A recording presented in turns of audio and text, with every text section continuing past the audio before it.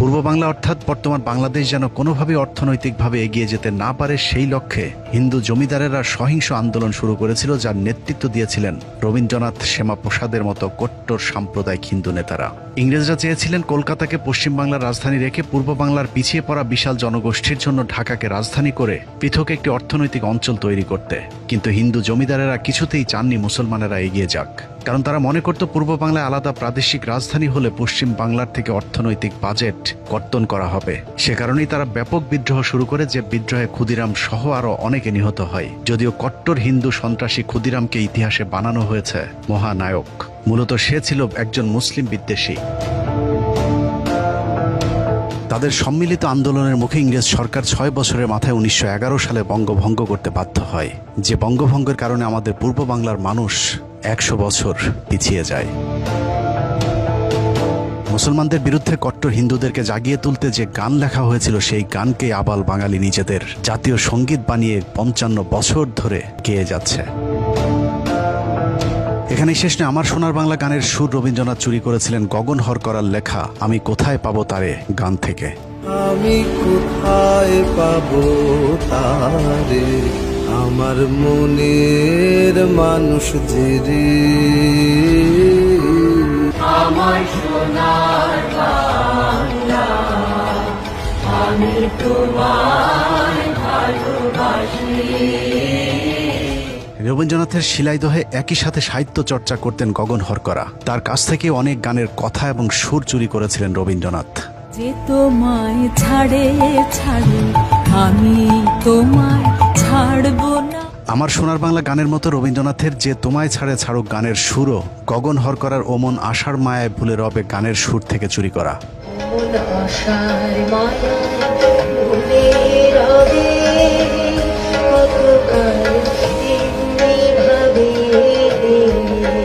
কোথায় পাবো তারে, আমার মনের মানুষ যে রে। গগন হরকরার মতো কাজী নজরুল, লালন শাহী সহ আরো অনেকের সাহিত্য চুরি করে নিজের বলে চালিয়ে দিয়েছে রবীন্দ্রনাথ।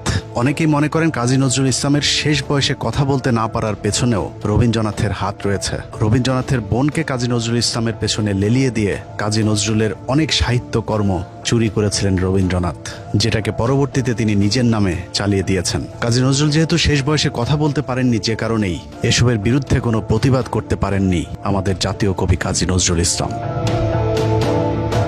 রবীন্দ্রনাথের অধীনে থাকা প্রজাদের সাথেও চরম বৈষম্যমূলক আচরণ করতেন। বিশেষ করে নিম্নবর্ণের হিন্দু এবং মুসলমান প্রজাদের উপর বর্ণবাদী আচরণ চালিয়েছে রবীন্দ্রনাথ। মুসলমানদেরকে তো রবীন্দ্রনাথ মানুষই মনে করতেন না। মুসলিম অধ্যুষিত পূর্ব বাংলার মানুষকে নিয়ে বহুল আলোচিত সেই উক্তি, 7 কোটি সন্তানের হে মুগ্ধ জননী, রেখেছ বাঙালি করে মানুষ করণী। রবীন্দ্রনাথ কতটা মুসলিম বিদ্বেষী ছিল এটাই তার জ্বলন্ত প্রমাণ। তারপরেও বাংলাদেশের ভারতীয় দালালেরা রবীন্দ্রনাথকে বর্ণবাদী বলতে নারাজ, অথচ রবীন্দ্রনাথ ছিল ভারতীয় বর্ণবাদীদের প্রধান পৃষ্ঠপোষক। তো রবীন্দ্রনাথ ঠাকুর ঢাকা বিশ্ববিদ্যালয়ের প্রতিষ্ঠার বিরোধিতা করেছিলেন কি করেন নাই, এই বিষয়ে মীমাংসা করার জন্য রমেশচন্দ্র মজুমদারই যথেষ্ট। 1947 পর্যন্ত প্রত্যেক বছর বক্তৃতা তারা বলতেন এই বিশ্ববিদ্যালয় বন্ধ করে দেওয়া। ঢাকা বিশ্ববিদ্যালয়ের প্রতিষ্ঠায় যারা বিরোধিতা করেছিলেন তাদের মাঝে কলকাতা বিশ্ববিদ্যালয়ের ভিসি আশুতোষ মুখার্জি, তার ছেলে শ্যামাপ্রসাদ মুখার্জি, বিপিন চন্দ্র পাল, সুরেন্দ্র ব্যানার্জি, প্যারীমোহন মুখোপাধ্যায়, সুরেন্দ্রনাথ সমাজপতি এবং আম্বিকাচরণ মজুমদারের নাম সকলেই জানে। কিন্তু এসব মুসলিম বিদ্বেষী হিন্দু ব্রাহ্মণদের নেতৃত্বে থাকা রবীন্দ্রনাথের নামটা ইতিহাস থেকে মুছে ফেলার চেষ্টা চলেছে। অথচ ঢাকা বিশ্ববিদ্যালয়ের প্রতিষ্ঠা তথা পূর্ব বাংলায় মুসলমানদের শিক্ষার বিরুদ্ধে সবচেয়ে বেশি তৎপর ছিল রবীন্দ্রনাথ ঠাকুর। মুসলমানরা যদি লেখাপড়া শেখে তাহলে কায়েদবনের মর্যাদা থাকে। আমরা অনেক তথ্য পেয়েছি যে তথ্যের মধ্যে রবীন্দ্রনাথ এবং ঢাকা বিশ্ববিদ্যালয়ের বন্ধন অনেক সুদৃঢ় হয়েছিল। 1912 খ্রিস্টাব্দে 28শে মার্চ কলকাতার গড়ের মাঠে এক বিশাল জনসভা হয়েছিল। ঠিক তার দুদিন পূর্বে আরেকটি গুরুত্বপূর্ণ মিটিং হয়েছিল, যেখানে চূড়ান্ত সিদ্ধান্ত নেওয়া হয়েছিল যে ঢাকায় বিশ্ববিদ্যালয় হতে কোনোভাবেই দেওয়া যাবে না। গুরুত্বপূর্ণ সভায় হিন্দু নেতারা উপস্থিত ছিলেন। নতুন রাজ্য পুনর্গঠনে ঢাকা বিশ্ববিদ্যালয় প্রয়োজন কিনা বা শিক্ষা বিষয়ে করণীয় কি আলোচনার জন্য নীরজচন্দ্র চৌধুরী লিখেছেন, 1912 সালের 28শে মার্চ গড়ের মাঠের ওই সমাবেশের সভাপতি ছিলেন রবীন্দ্রনাথ ঠাকুর। ডক্টর রমেশচন্দ্র মজুমদার লিখেছেন, কলকাতা বিশ্ববিদ্যালয়ের ভিসি আশুতোষ মুখার্জির নেতৃত্বে ভাইসরয় লর্ড হার্ডিন্সকে 18 বার স্মারকলিপি দিয়ে চাপ সৃষ্টি করেছিল কোনোভাবেই যেন ঢাকা বিশ্ববিদ্যালয়ে প্রতিষ্ঠা করতে না দেওয়া হয়। ওই সময় রবীন্দ্রনাথেরা ঢাকা বিশ্ববিদ্যালয়কে বিদ্রূপ করে মক্কা বিশ্ববিদ্যালয় ডাকতেন। জীবন্ত কিংবদন্তি ভারতের বিখ্যাত ইতিহাসবিদ সুকৃতি রঞ্জন বিশ্বাসের সরাসরি বক্তব্যই দিয়েছেন পতিতা ব্যবসায়ী রবীন্দ্রনাথ কতটা সাম্প্রদায়িক ছিলেন। ঘরের মাঠে সেই মিটিং এর থেকে অনেক বড় ডায়াস হলো, তার সভাপতি হলেন বিশ্বকবি রবীন্দ্রনাথ ঠাকুর। সেখানে প্রস্তাব পাশ হচ্ছে ঢাকাতে যেন বিশ্ববিদ্যালয় ইংরেজ গভর্নমেন্ট না করে।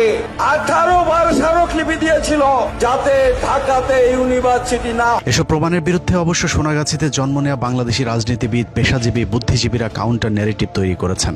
তাদের মতে রবীন্দ্রনাথ ছিল অসাম্প্রদায়িক, শিক্ষানুরাগী, সার্বজনীন একজন কবি। তাকে নিয়ে বিতর্কের কোনো অবকাশ নেই। এবার চলুন কারো কথা বিশ্বাস না করে রবীন্দ্রনাথের নিজের লেখা সাহিত্য থেকে প্রমাণ করা যাক কতটা সাম্প্রদায়িক, ইসলাম বিদ্বেষী, কট্টর হিন্দুত্ববাদী লেখা ছিল রবীন্দ্রনাথ ঠাকুর। রবীন্দ্রনাথ তার হিন্দু ধর্মের গুণগান করে লেখালেখি করলেও সবসময় ইসলামের বিরুদ্ধে চরম অবমাননাকর লেখালেখি করতেন। রবীন্দ্রনাথের বীরগুরু প্রবন্ধে ইসলাম ধর্মকে চরমভাবে কটাক্ষ করা হয়েছে। হযরত মুহাম্মদ সাল্লাল্লাহু আলাইহি সাল্লাম এবং গোবিন্দকে তুলনা করতে গিয়ে রবীন্দ্রনাথ লিখেছেন, ঈশ্বরের কাছে প্রার্থনা করিবার সময় মোহাম্মদ নিজের নাম উচ্চারণ করিতে আদেশ করিয়া গিয়াছেন। অথচ গোবিন্দর প্রশংসা করে লিখেছেন, গোবিন্দ ধর্মপ্রচার পুণ্যের জন্য বিস্তার ও পাপের বিনাশ সাধনের জন্য আসিয়াছেন। অন্যান্য মানুষ যেমন, তিনিও তেমনই একজন মানুষ। তিনি পিতা পরমেশ্বরের দাস। এই পরমাশ্চর্য জগতের একজন দর্শক মাত্র। তাকে ঈশ্বর বলিয়া যে পূজা করিবে, নরকে তাহার গতি হইবে। অথচ হযরত মুহাম্মদ সাল্লাল্লাহু আলাইহি সাল্লামও কোথাও তাকে পূজা কিংবা সেজদা করার কথা বলেননি। সেজদা একমাত্র মহান আল্লাহর প্রতি। তারপরেও রবীন্দ্রনাথ হযরত মুহাম্মদ সাল্লাল্লাহু আলাইহি সাল্লামকে চরমভাবে অপমান করে কথা বলেছেন।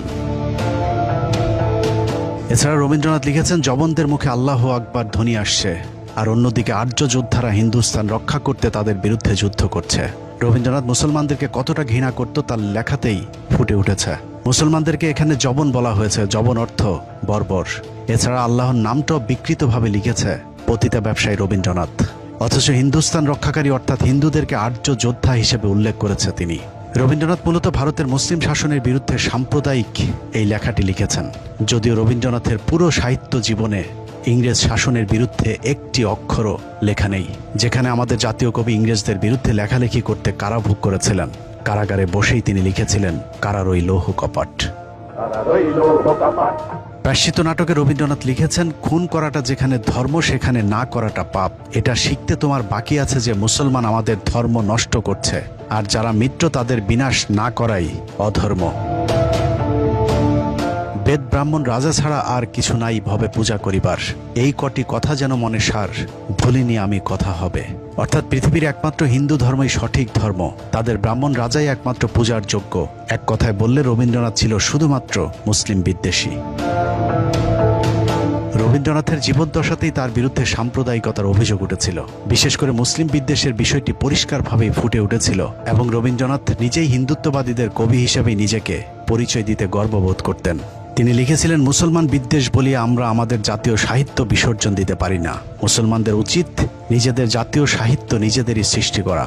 রবীন্দ্রনাথ জীবিত থাকতেই তার সাহিত্য মুসলমানদের জন্য নিষিদ্ধ করে গিয়েছিলেন, যদিও সেই সাহিত্য এখন আমাদের মুসলমানদেরকে নানাভাবে গেলানোর চেষ্টা করা হচ্ছে। কবি মোতাহার হোসেন চৌধুরী শান্তিনিকেতনে রবীন্দ্রনাথকে জিজ্ঞেস করেছিলেন, আপনার লেখা ইসলাম এবং বিশ্ব নবী সম্পর্কে কোনো প্রশংসা নেই কেন? উত্তরে রবীন্দ্রনাথ বলেছিলেন, কোরআন পড়তে শুরু করেছিলাম, কিন্তু বেশি দূর এগোতে পারিনি, আর তোমাদের রাসূলের জীবন চরিত্র ভালো লাগেনি।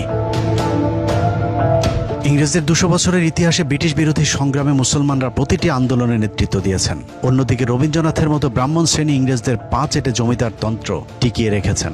শুধু তাই নয়, মুসলমানেরা ইংরেজদের বিরুদ্ধে বিদ্রোহ করারও কট্টর সমালোচক ছিলেন রবীন্দ্রনাথ। রবীন্দ্রনাথ তার কণ্ঠরোধে লিখেছেন, কিছুদিন হইল একদল ইতর শ্রেণীর অবিবেচক মুসলমান কলকাতার রাজপথে লোস্টন হস্তে অভদ্রতার চেষ্টা করিয়াছিল। তাহার মধ্যে বিস্ময়ের ব্যাপার এই যে উপদ্রবের লক্ষ্যটা বিশেষ করে ইংরেজদের প্রতি। তাদের শাস্তিও যথেষ্টই হইয়াছিল। প্রবাদ আছে, ইট্টি মারিলে পাটকেলটিও খাইতে হয়। কিন্তু মূর্গণ অর্থাৎ মুসলমানগণ ইট্টি মারিয়া পাটকেলের অপেক্ষা অনেক শক্ত শক্ত জিনিস খাইয়াছিল। এরপরেও রবীন্দ্রনাথ নাকি দেশপ্রেমিক এবং ব্রিটিশ বিরোধী লেখক ছিলেন।